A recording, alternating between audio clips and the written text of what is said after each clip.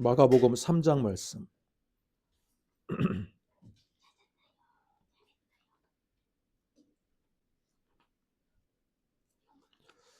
마가복음 3장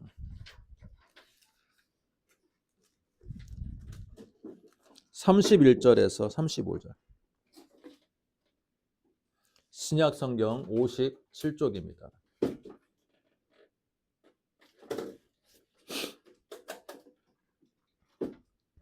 신약 성경 57쪽 마가복음 3장 31절에서 35절까지 저와 여러분이 한 목소리로 같이 읽도록 하겠습니다. 그때 예수의 어머니와 동생들이 와서 밖에 서서 사람을 보내어 예수를 부르니 무리가 예수를 둘러 앉았다가 여짜오되 보소서 당신의 어머니와 동생들과 누이들이 밖에서 찾나이다. 누가 내 어머니이며 동생들이냐 하시고 둘러 앉은 자들을 보시며 이르시되 내 어머니와 내 동생들을 보라. 누구든지 하나님의 뜻대로 행하는 자가 내 형제요 자매요 어머니이나. 아멘. 오늘 우리가 읽은 이 말씀 가지고 말씀의 제목이 무엇입니까? 주 안에서 순종하라의 제 정의. 뭔가 말씀의 제목이 무슨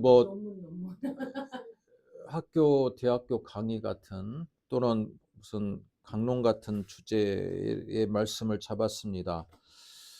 제가 어버이 주일을 개척 목회를 하고 벌써 20회 가까이 벌써 어버이 주일 예배를 드리고 있는데, 항상 가정의 달을 맞이해서 어린이 주일과 어버이 주일을 맞이할 때마다 제가 해왔던 그 설교들을 다시 한번 되짚어 보았습니다. 그동안 했던 설교, 어린이 주일이면 예수님께서 어린이들이 내게 오는 것을 금하지 말라라고 하면서 예수께로 가면이라는 찬양 부르면서 해봤던 것 같고, 또 어버이 주일이 되면 에베소서 6장 1절 자녀들아 주 안에서 너희 부모에게 순종하라 라는 그 메인 본문을 가지고 항상 부모님께 효도하고 순종에 대한 메시지를 전했던 것 같습니다. 그런데요, 거의 한 20회 정도 이제 어버이 주일을 맞이하다 보니까 최근에 제가 나이가 이제 한 50대 중반에 접어들면서 기억력은 조금 많이 없어진 것 같아요. 기억력은 많이 없어졌는데 대신에 좀 전체적으로 넓게 보는 이해 폭은 넓어진 부분들이 있는 것 같습니다. 그러면서 20년 가까이 어버이 주일을 설교를 할 때 그동안 에베소서 6장 1절 주 안에서 순종하라라는 부분 뿐만 아니라 또 효도에 관련된 부분들 설교를 해왔는데, 이제는 뭔가 재정의가 필요하다라는 생각을 하게 되었습니다. 재정의가 필요하다. 이렇게 생각하게 된 이유는 뭐냐면, 제가 조금 전에 말씀을 드린 대로 20회 동안의 그런 어버이 주일 설교가 항상 비슷한 제목이었고 비슷한 주제였다는 거. 뿐만 아니라 제가 최근에 이제 차를 중고차를 구입하게 됐습니다. 중고차를 구입하게 됐는데 라디오를 틀고 저는 운전을 좀 많이 합니다. 라디오를 듣는데 기독교 방송에서 이제 가정의 달을 맞이했으니까 설교가 나와요. 우리 이제 큰 교회 목사님들 설교가 나오는데 설교 내용을 봤더니 부모님께 효도하라.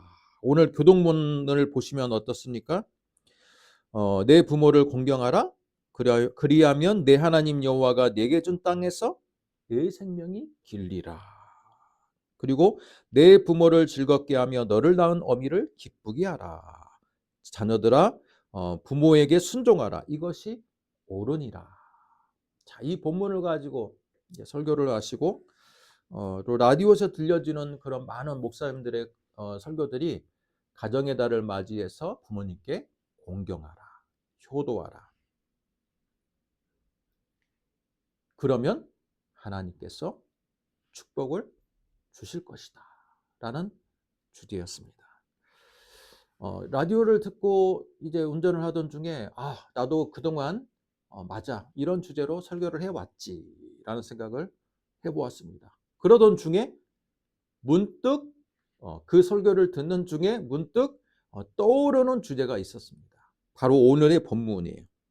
예수님의 사역을 하던 중에, 예수님께서 사역을 지금 공생의 이제 초반부 한참 사역을 하던 중에 가족들과의 대면의 장면이 나옵니다. 가족들과의 대면의 장면이 나옵니다. 여러분, 오늘 31절에서 나오는 이 가족들이 왜 예수님과 대면하기 위해서 공생의 사역 중인 예수님을 찾아왔을까요? 왜 찾아왔을까?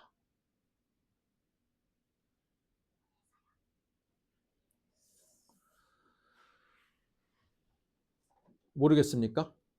소명이가 모르겠다고 합니다. 자, 모를 수도 있어요. 그러나 여러분, 3장의 그 앞에 있는 구절은 우리에게 많은 힌트를 줍니다. 여러분, 3장 21절을 같이 한번 읽어보겠습니다. 자, 3장 21절 한 절만 읽습니다. 시작. 예수의 친족들이 듣고 그를 붙들러 나오니 이는 그가 미쳤다 하밀러라. 함께 다 같이 읽을 만한 본문은 아니네요. 네, 읽어보니까. 자, 지금 3장 21절에 우리가 같이 읽었던 이 본문의 근거에서 31절 이하를 해석을 하면 예수님의 어머니 마리아와 그의 동생들이 예수님을 만나러 온 이유는 21절에 보니까, 그죠? 세상에서 들려지는 예수님의 공생의 사역에 대한 소문을 예수님의 어머니와 동생들도 들었던 거예요. 여러분, 세상에 퍼진 소문이 무엇입니까? 예수님, 그가 미쳤다. 여러분, 이게요, 이는 그가 미쳤다 하밀러라라는 거 뭐예요? 주어가 없지만 이건 뭐예요? 소문이, 예수님에 대한 소문이라는 주어가 빠져 있는 거예요. 예수님에 대한 소문이 들려오기를 그가 미쳤다 하밀러라.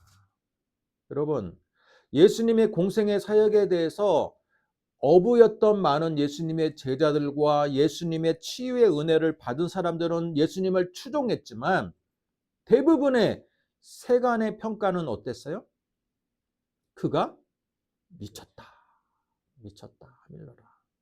여러분, 이게 그 당시에 갈릴리와 유대 땅에 퍼져 있는 예수님에 대한 꽤나 많이 퍼져 있는 소문이었다는 거예요. 자, 이 얘기를 듣고, 이 이야기를 듣고 31절 예수님의 어머니 마리아와 동생들이 예수님을 만나러 와요. 찾아옵니다.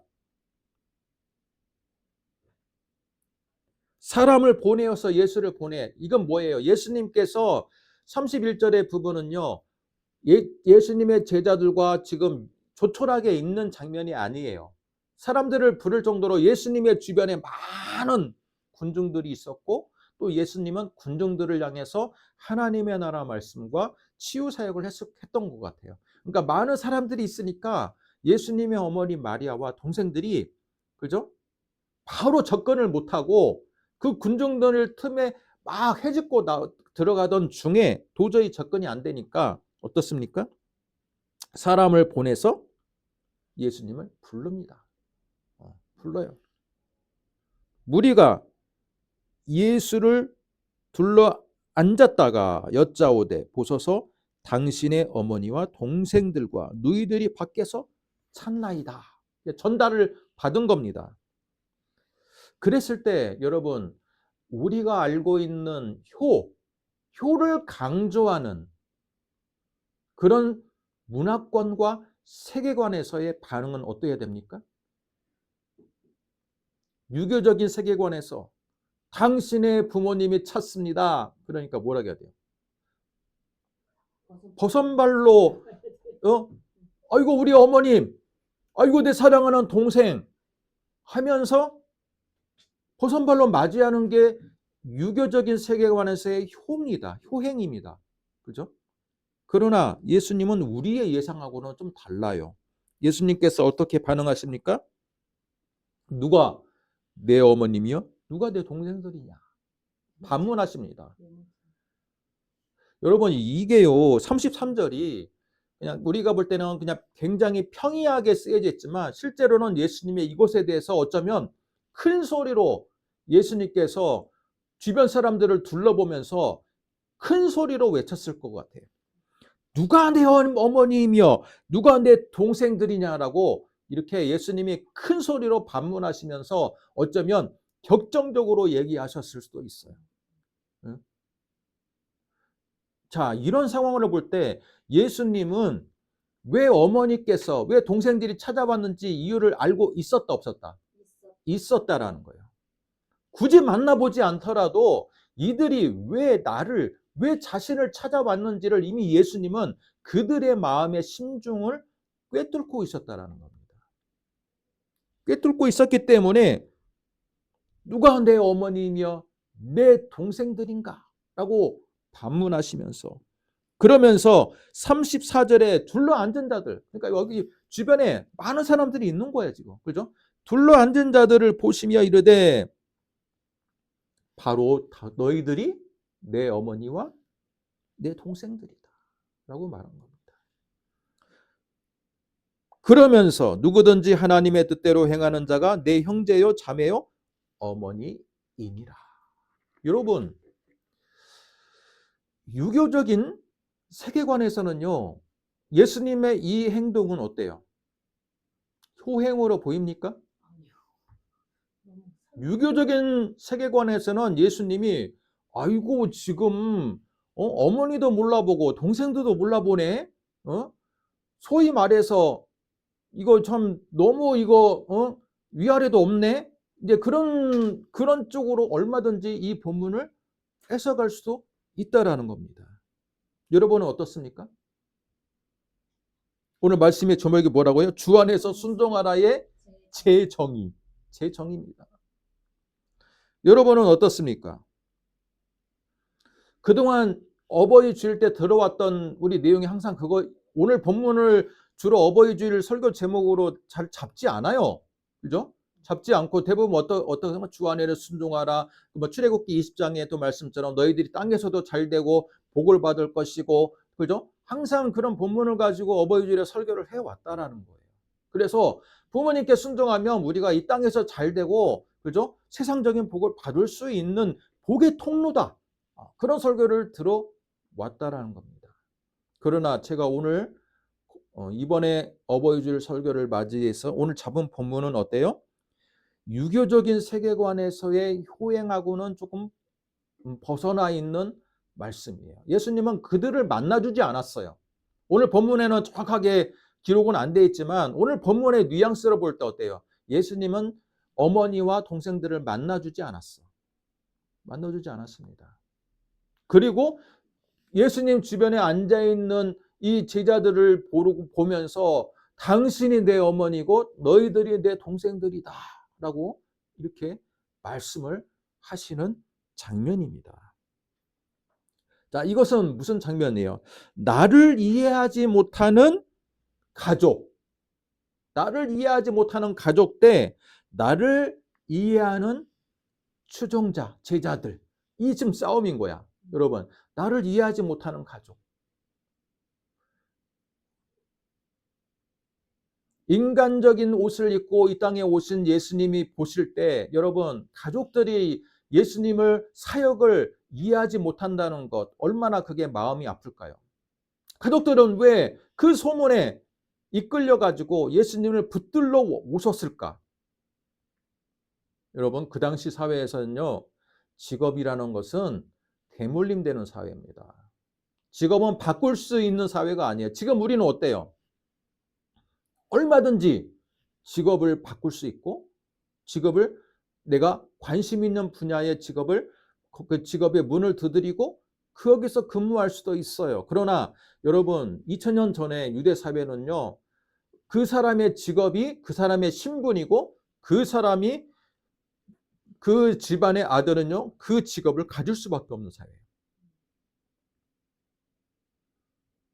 2000년 전에 유대 땅만 그런 게 아닙니다. 중세 시대도 그랬고요. 근세 시대까지도 그랬어요.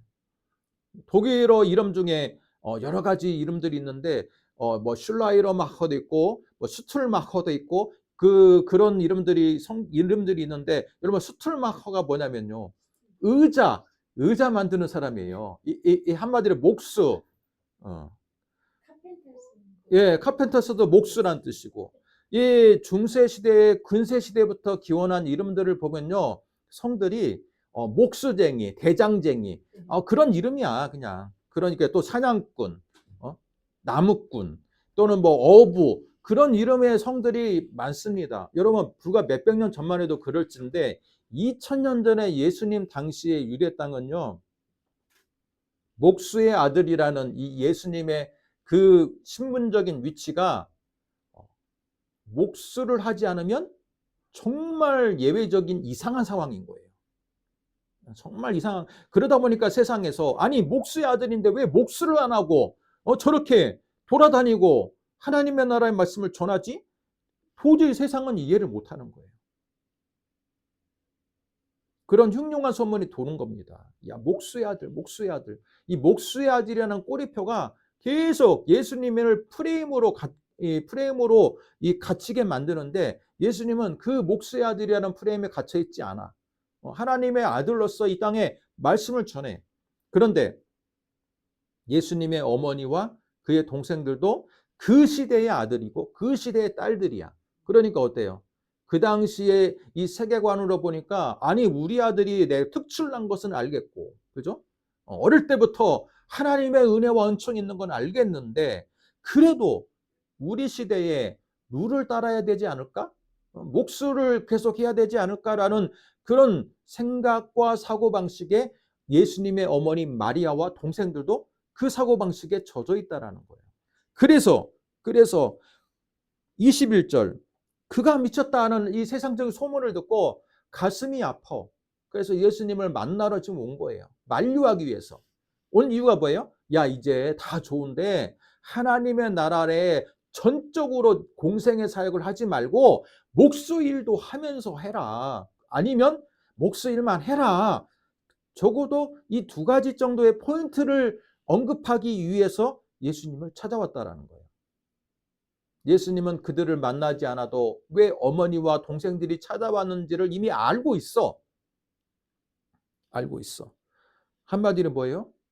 예수님을 가족들이 오히려 세상 사람들보다 더 이해하지 못했다는 거예요. 얼마나 마음이 아프겠습니까? 예수님을 나를 잘 이해할 줄 알았는데 나를 낳아주신 어머니니까 나하고 함께 어렸을 때 같이 지냈던 우리 동생들이니까 나를 누구보다도 더 잘 알아둘 줄 알았어. 그런데 알고 봤더니 나의 어머니와 동생들이 이 세상의 시선에 너무 예민하고 그죠? 세상의 시선에 영향을 받는 사람들이었어. 나를 사랑한 건 나를 사랑하지 않는 건 아니야. 그렇지 않습니까? 예수님 어머니가 예수님을 사랑하지 않아서 그런 게 아니잖아요. 한마디로 사랑의 발로에 의해서 사랑의 그 마음의 중심에 의해서 예수님을 만류하기 위해서 온 거야 지금. 그죠? 하나의 그 입장에서는 사랑의 행위인 거예요. 사랑의 행위. 근데 문제는 그 사랑의 행위가 예수님을 너무 이해하지 못한 행위였어. 예수님을 이해하지 못하는 가족들 대 예수님을 이해하는 주변의 타인들 vs 예수님은 누구의 손을 들어줍니까? 나를 이해하는 타인의 손을 들어줘요. 너희들이 나의 가족이고 너희들이 나의 형제 자매다 라고 말씀을 하고 있습니다. 자, 이걸 통해서 유교적인 세계관하고는 좀 다르다라는 것을 우리가 알아야 되는데 제가 그러면서 설교를 준비하다 보니까 그러면 유교적인 세계관에서는 부모의 말에 무조건 순종해야 되는가? 질문을 합니다. 여러분은 어떻게 생각하십니까? 지금 마리아와 예수님의 제자들이 예수님의 동생들이 왔을 때 유교적인 세계관에서는 어떻게 해야 돼요? 부모님을 당연히 이 만남을 가져야 되고, 부모님께서 야, 다 좋은데 너 유대 땅에서는 신분제 질서가 있잖아. 너 지금 직업이 너는 목수의 아들이잖아. 너는 그 세상의 질서에 순종하면서 사역을 하면 안 되겠니? 라고 했을 때 유교적인 세계관에서는 어떻게 해야 됩니까? 얘기해 보세요. 어떻게 해야 됩니까? 나와서 엎드려서 어머니 오셨습니까? 어머니께 절을 해요. 오셨습니까라고 해. 근데 어머니가 그렇게 요청할 때 제발 좀 우리 가정에 먹칠 좀 하지 말고, 우리는 목수의 집안인데 너 지금 목수의 일을 하면 안 되겠니라고 했을 때 유교적인 세계관에서 어떻게 해야 됩니까? 바닥 다 벗어 던지고 가야죠. 어머니를 다 벗어 따라가야죠. 던지고 가야 됩니까? 유교계는 부모님 말씀이 곧 부모님의 말씀이 곧 법이다. 유교는 그렇잖아요. 그래서 이거 머리카락 수지 어, 우리가 유교적인 세계관에 대해서 굉장히 좀 이상적인 생각을 갖고 있는 경우들이 좀 많이 있는 것 같아요. 여러분, 유교에서 효를 강조하는 책이 있어요. 고대 유교의 경전 가운데 효경이라는 책이 있습니다. 자, 효경이라는 책에 이런 부분이 있대요. 효경의 책에 예수님 아니 자꾸 예수님이라고 합니다. 자, 공자의 제자였던 이 증자라는 사람이 자 이렇게 말합니다. 부모의 명령에 무조건 따르는 것이 효입니까? 라고 이 증자가 공자에게 물었어요. 그러자 공자가 뭐라고 한지 아십니까? 부모에게 잘못이 있을 때 자식이 간언하지 않는다면 이는 부모를 불의에 빠뜨리는 것이다. 어찌 무조건 따르는 것을 효락하겠느냐? 공자가 그렇게 이야기했어요. 간언이 뭡니까? 간절히 아내는 말이기도 하고 충언이죠. 충언. 그 사랑하는 부모를 사랑하는 마음에서 하는 충언이라고 볼 수 있어요. 자, 뿐만 아니라 논어에서도 이런 말이 있어요. 논어에서 부모를 섬기되 조심스럽게 간언해야 한다. 부모가 내 뜻을 받아주지 않더라도 공경함을 잃지 말고 원망하지 말아야 한다. 여러분, 유교의 경전 안에도요, 무조건 부모의 불합리한 그런 명령이나 요구에 무조건 순종하는 게 효가 아니다라고 이야기가 나와 있어요. 그런데 우리는 이상하게 조선시대 500년을 지나면서 부모를 너무 그죠? 신이 없는 세계관, 유교적인 세계관, 부모가 나의 조물주인 이런 세계관에서 부모의 모든 명령을 순종하는 게 효라고 생각하는 고정관념이 조선왕조 500년을 지나면서 우리 대한민국에 있는 많은 사람들에게 DNA에 각인이 돼버렸어. 각인이 돼버렸습니다. 그러나 여러분, 공자의 가르침을 보면요, 공자는요, 부모의 잘못된 가르침이나 잘못된 요구에 대해서 간언할 수 있어야 된다고 말해요. 오히려 부모를 제대로 바르게 부모가 설 수 있도록 자녀가 간언함으로써 바르게 서게 하는 것이 효라는 거예요. 우리가 그동안 너무 유교를 그죠? 부모님과 아무리 윤리적으로나 도덕적으로 또는 세상적으로 잘못되어 있을지라도 부모님께 무조건 순종하는 게 효라고 생각했던 그런 유교적인 고정관념들이 알고 봤더니 그죠? 효경이나 논어나 또는 기타 유교적인 서적들을 봤더니 그것에 대해서 부모님을 진짜로 사랑한다면 부모님의 잘못됨에 대해서 사랑하는 마음으로 간언할 수 있어야 된다라고 말하고 있습니다. 한마디로 참된 효는 부모님을 바른 도덕적인 사람으로, 바른 윤리적인 사람으로 그것을 자녀가 그죠? 만약에 부모님이 그게 윤리적으로 흠이 없다면 부모님의 말씀에 전적으로 따라야 되지만 만약에 부모님이 흥결이 많은 사람이라면 그것에 대해서 사랑하는 마음으로 공경하는 마음으로 간언해서, 그죠? 함께 도덕적인 사람으로 세워주는 것이 효라는 거예요. 효라는 거예요. 그런 면에서 본다면 오늘 본문의 말씀은요, 유교적인 효와 어느 정도의 일맥상통함이 있어요. 흔히 어버이 주일 때마다 들려오는 설교, 부모님께 잘해야지 우리가 뭐 장수의 복을 받는다, 세상의 복을 받는다, 하나님이 기뻐하신다라고 하는 흔한 그 말씀을 말고, 우리가 오늘 말씀을 진정으로 다시 한번 우리가 본다면, 예수님의 어머니와 동생들이 예수님을 만나러 왔는데 그 예수님의 사역을 100% 이해하지 못하고 세상의 소문에 지금 휘둘려 있는 거예요. 세상의 소문에 휘둘려 있어. 그랬을 때 어머님의 요구와 동생들의 요청에 예수님이 그것을 굴복한다면 그게 효입니까? 그게 효가 아니라는 거예요. 오히려 간언할 수 있어야 돼. 어머님, 세상적인 소문에 휘둘리지 마세요. 어머님, 너희 동생들아, 세상적인 소문과 그 당시의 신분 질서에 대한 고정관념에 너희들이 너무 빠져있지 마. 이건 진리가 아니야. 그죠? 간언할 수 있어야 돼. 그게 바로 어머니를 사랑하는 마음이고 동생을 사랑하는 마음이야. 예수님도 아마 그러고 싶었을 겁니다. 그러나 예수님이 지금 주변에 많은 사람들이 있는 걸로 볼 때 어때요? 말씀과 치유에, 하나님의 나라 사역에 지금 집중하고 있는 상황이야. 그러다 보니까 지금 예수님의 어머니와 동생을 직접 만나지 못하고 대신에 뭐라고 말합니까? 말씀을 증거하는 와중에 어머니와 당신의 동생들이 찾으러 왔나이다 라고 하니까, 누가 내 동생이고 누가 내 어머니냐? 여기 내 말씀을 듣고 순종하는 당신들이 내 어머니이고 동생이다라고 말하는 거예요.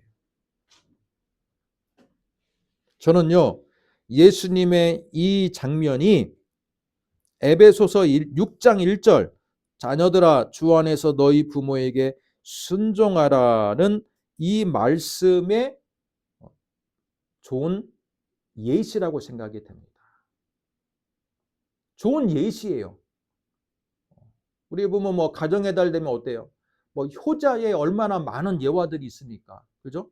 효자들의 많은 예화들이 있는데 저는 굳이 성경 밖에서 많은 예화를 찾기보다는요, 오늘 본문의 말씀이 자녀들아 주 안에서 너희 부모에게 순종하라고 하는 그 말씀의 가장 중요한 예시 중에 하나라고 생각이 됩니다.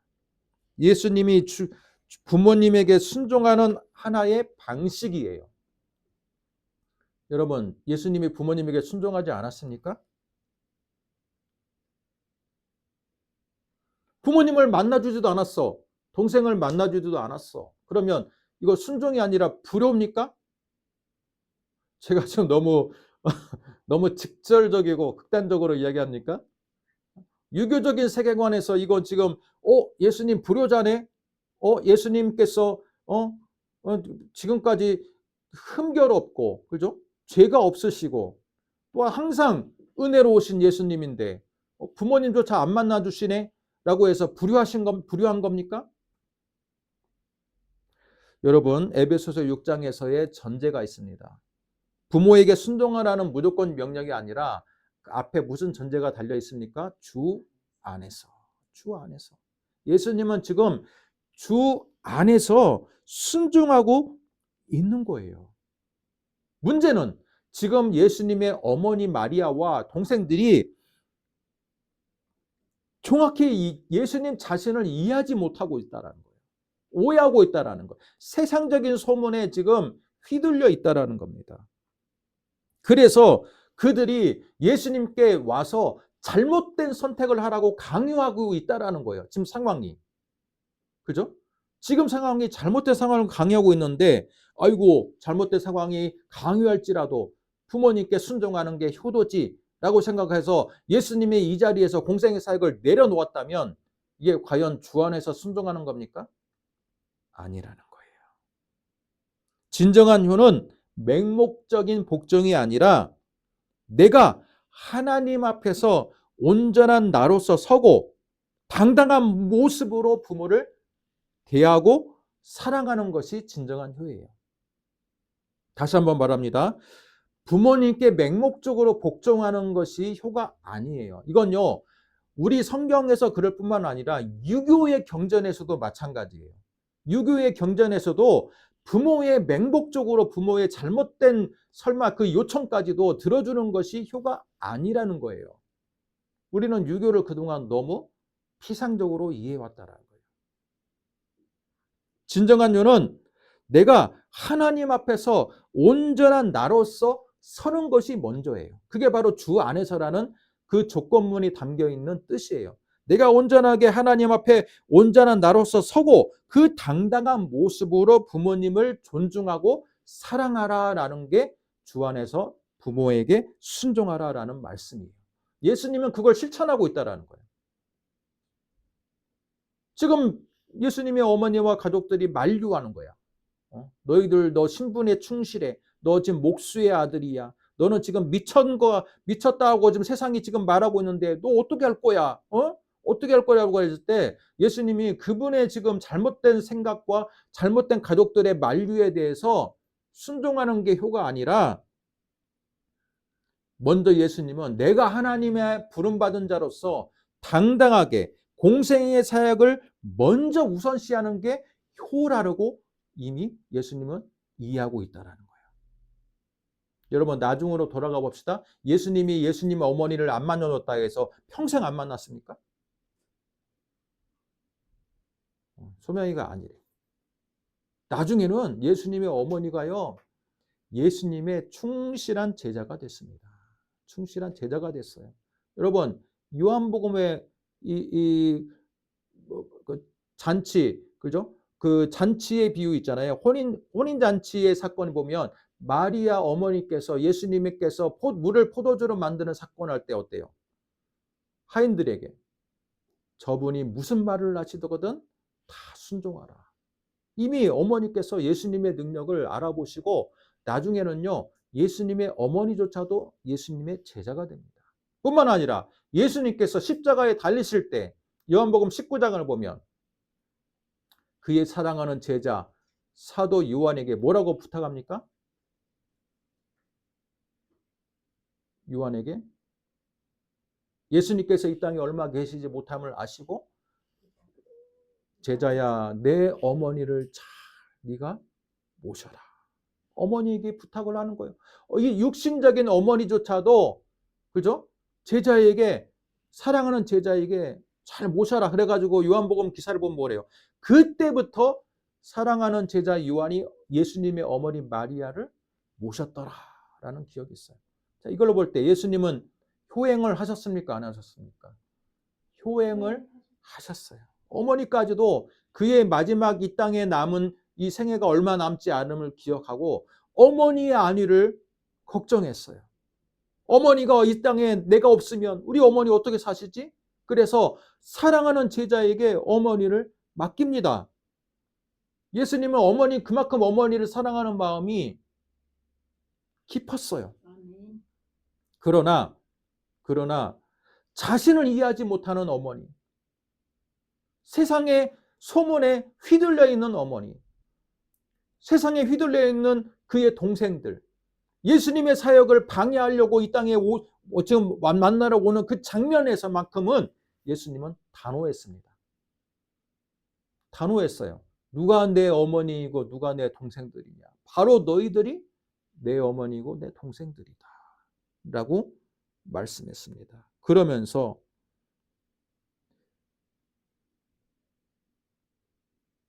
그들이 나중에 자신에게로 돌아올 때까지를 기다린 거예요. 기다렸더니 어떠해요? 다 돌아옵니다. 다 돌아와요. 여러분 가족의 지금 달을 맞이해서요. 우리 대한민국에 있는 가정들이 다 건강한 거 아니에요. 여러분 가족만큼 가까울 수도 있는 관계지만 가족만큼 원수가 되기 쉬운 관계가 없어요. 왜 그런지 아세요? 여러분 성경에서 원수가 나랑 전혀 모르는 사람이 원수가 되는 게 아니에요. 성경에서 보면 원수는요. 나랑 가장 가까운 사람이기 때문에 원수가 될 수 있는 거예요. 그렇지 않습니까? 가족만큼 가장 가까이서 나를 알고 가족만큼 나와 가장 많은 시간을 가진 존재가 가족만큼, 여러분 가족 말고는 없잖아요. 그죠? 아무리 친한 친구여도 가족만큼 나와 가장 많은 시간을 같이 보낸 사람들은 없어요. 가장 많은 사람을 나와 같이 보냈기 때문에 나에 대한 이해가 높아. 그렇지만 한번 마음이 틀어지면 어때요? 가족만큼 원한이 쌓이는 관계도 없어요. 그래서 대한민국에 있는 많은 가족들이요, 제가 같이 사회복지 쪽으로 이제 일을 좀 많이 이게 시선을 돌려보니까 가족이어도 정말 정말 다양해요. 부모를 이용하는 자녀들도 있고, 자녀를 이용하는 부모들도 있고, 서로 관계가 매우 나쁜 형제자매들도 있고, 부모 관계가도 정말 둘도 없이 좋은 관계도 있지만, 그렇지 않은 관계들이 굉장히 많습니다. 특히 부모의 재산에 대해서 탐을 내 가지고 자녀들끼리 서로 시기 다툼하는 경우들도 많이 있고, 또 자녀의 사역을 예수님처럼 자녀가 행하는 그 결정을 부모가 이해하지 못해 가지고 계속 그거에 대해서 크레임을 거는 경우도 있고, 뿐만 아니라 부모 입장에서는 자녀가 잘 되기 위해서 이거 하라고 선택을 시켰어. 근데 알고 봤더니 그 선택이 너무나도 자녀의 앞길을 망치는 길이야. 우리 옛날에 어땠습니까? 중매를 냈잖아요. 그죠? 중매했을 때 부모가 어때요? 부모가 우리 딸 또는 아들, 배우자를요, 서로 만나보지도 않고 부모가 그들을 맺어줍니다. 그들의 인생에 부모가 개입을 해요. 근데 중매가 잘 되면 좋겠지만 중매가 잘 안 되는 경우도 많지 않겠습니까? 그러면 어때요? 그 자녀의 인생을 부모가 어떻게 해요? 망치는 거예요. 그만큼 부모의 권위가 셌어요. 그러나 그렇게 부모가 자녀의 앞길을 망치기 위해서 그런 행동을 하는 거예요? 아니에요. 사랑의 발로야. 하나의 사랑의 표현이야. 그런데 그 사랑의 표현 방식이 잘못돼 가지고 자녀의 앞길을 망칠 수도 있어요. 여러분, 이처럼 자녀와 부모 또는 형제와 나와의 관계는요, 굉장히 다양합니다. 스펙트럼이. 그렇기 때문에 부모의 말씀에 무조건 순종하면 이 땅에서 잘 되고 복을 받는다라고 하는 이런 성경의 말씀도 있지만, 반면에 오늘 말씀처럼 주 안에서 순종하라라는 말씀을 재정의하는 것도 필요하다는 거예요. 재정의도 필요해요. 부모의 말씀에 무조건 맹목적으로 순종하는 것은 효가 아니라는 거예요. 그건 유교의 효도 아니고 또 주 안에서 순종하라는 말씀의 효도 아니라는 거예요. 중요한 건 뭡니까? 부모가 잘못된 선택을 했을지라도 그거에 대해서 잠시 예수님처럼 보류는 할 수 있어도 사랑하는 마음, 항상, 그죠? 존중하는 마음은 잃어버려서는 안 되는 거. 그게 바로 효행의 가장 기본적인 자세이다라는 거예요. 예수님께서 어머니와 동생들을 만나주지는 않았지만 그렇다고 해서 어땠습니까? 그분들에 대해서 공격하거나 무시하거나 또는 기본적으로 부정적인 그런 자세를 갖지는 않았잖아요. 모든 것을 존중하는 의미로 그는 했어요. 그러나 중요한 건 뭡니까? 나의 하나님의 나라의 사역을 이해하지 못하는 어머니이고 동생이기에 조금 더 시간, 거리가 필요하고, 그죠? 잠시 떨어져 있는 기간이 필요하고, 나를 이해할 수 있도록 좀 더 시간이 필요하다는 것을 예수님은 아셨기 때문에 만나주지 않으신 거예요. 그러나 나중에는 어떻게 됐습니까? 예수님의 깊은 사랑과 존중의 마음을 어머니도 알고 동생들도 알았기에 예수님의 그 사역에 동참하는 사람이 되었어요. 예수님의 제자 가운데 가장 유명한 제자 누굽니까? 야고보 있잖아요. 야고보 사도. 예, 예루살렘 교회의 베드로와 함께 수장이었던 야고보 사도. 그러나 이 야고보조차도 지금 이 자리에 나와 있는 거예요. 아직 예수님을 이해하지 못했기 때문에. 만류하기 위해서. 사랑하는 성도 여러분, 참된 효는 진리로 인도하는 거예요. 부모가 잘못되어 있을 때 나는 가정의 달이고 어버이 주일이니까 부모님의 말씀에 무조건 순종해야지라고 생각하는 것 자체가 여러분 유교적인 사상도 아니고 또 성경적인 사상도 아니에요. 부모가 잘못되어 있는 것을 여러분 자녀된 여러분이 알고 있다면 부모님에게 간언할 수 있어야 되고, 그죠? 부모를 위해서 기도할 수 있어야 되고, 부모에 대해서 기분 상하지 않도록, 그죠? 잘 말씀을 드리는 것이 진정한 효인 거예요. 진정한 효인 거예요. 왜? 부모도 부족한 부분이 많으니까. 부모도, 그죠? 우리를 낳아 주시기는 했지만 그 시대의 상식에 많은 영향을 받고, 그죠? 고정관념에 많은 영향을 받고, 또 심지어 자녀에게 자녀를 잘 안다라고 생각하지만 부모가 자녀를 잘 모르는 경우도 많아요. 그 연약함이 있어. 그러니까 이 연약함을 인정하고 서로의 부족함을 인정하고 자녀는 부모의 부족한 부분들을 기분 상하지 않게 간언하는 것이 오히려 효행의 기본이 될 수 있다는 거예요. 우리가 살펴보았습니다. 말씀의 결론을 내립니다. 맹목적인 복종이 효는 아니다. 맹목적인 복종이 효는 아니다. 내가 오히려 하나님 앞에 온전하게 서는 것이 먼저예요. 주 안에서라는 그 에베소서 6장 1절의 그 전제, 주 안에서 순종하라는 것은 내가 먼저 하나님 앞에 먼저 서는 것이 오히려 부모님을 또 하나님께 부모님께 칭찬받는 길이라는 거예요. 성경은요, 부모님께 순종하기 전에 누구에게 순종이 더 중요합니까? 하나님에게 순종이 더 중요한 거예요. 근데 부모가 야, 너 교회 나가지 마. 우리는 대대로 유교 집안이야. 또는 내가 교회에 대해서 나는 그 교회를 요즘에 뉴스를 봤더니 교회가 정말 세상에 본이 안 돼. 그러니까 교회 다니지 마. 그렇게 했을 때 부모님께 순종해야 됩니까? 우리는 먼저 하나님께 순종해야 돼. 왜? 부모님은 나를 이 땅에 낳아주시긴 했지만 하나님을 통해서 나에게 생명을 이 땅에 보내주신 분이야. 부모님은 하나의 통로야. 진정한 우리의 생명은 누구예요?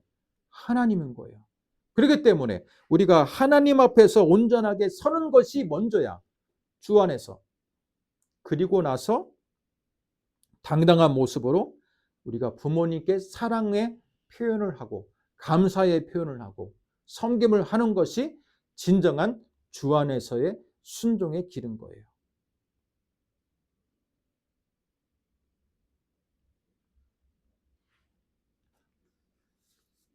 그동안 유교적인 세계관에서는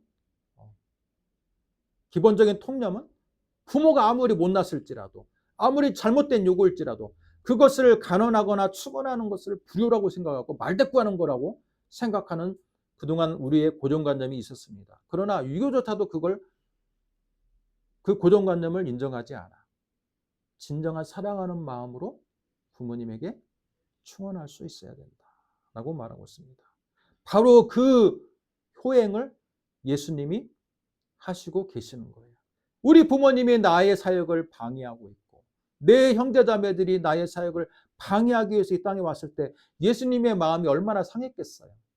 그죠? 인성을 가진 예수님이기 때문에 예수님도 그 밖에서 자신을 붙들기 위해서 온 친척들, 어머니를 봤을 때 마음이 인간적으로 상했을 거예요. 그러나 그 상했을지라도 그 상한 마음을 그대로 그들에게 퍼붓기보다는 거리가 필요하고 시간이 필요하다.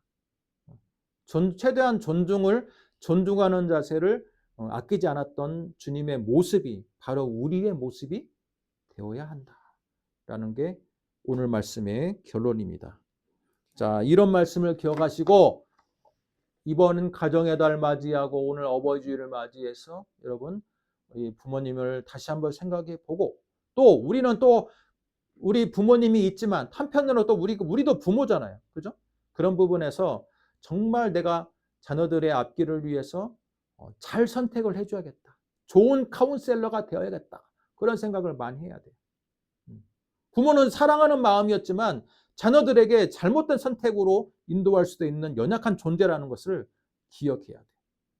자, 이걸 기억하면서 여러분 가정의 달을 맞이하시기를 주님의 이름으로 축복합니다. 아멘. 기도하겠습니다. 하나님, 주 안에서 순종하라라는 말씀의 재정의라는 제목으로 우리가 말씀을 들었습니다. 그동안 우리가 교회에서 가정의 달을 맞이하고 또한 어버이 주일을 맞이하면 항상 십계명의 말씀을 우리가 본문으로 삼든 어떤 말씀을 삼든 항상 부모님께 순종하고 그러면 하나님의 축복에 대한 말씀을 위주로 그 말씀을 들어왔는데 오늘 예수님의 직접적인 우리에게 보여준 이 행동의 모범을 통해서 정말 부모님께 순종하라는 것, 주 안에서 부모님께 순종하라는 그 방식이 생각보다 단순하지는 않고 깊이 있게 생각해 볼 말씀이라는 것들을 우리가 말씀을 통해 발견합니다. 뿐만 아니라 진정으로 예수님처럼 우리가 먼저 하나님 앞에 먼저 서는 것이 더 우선이고 그것이 오히려 가족을 살리는 길이고 또한 부모의 영혼을 살리는 길이라는 것을 오늘 말씀을 통해 듣습니다. 이 말씀대로 우리가 온전하게 주 안에서 서는 믿음의 백성들 되게 하여 주시옵소서. 아멘. 믿사오며 예수님의 이름으로 기도드립니다. 아멘. 아멘.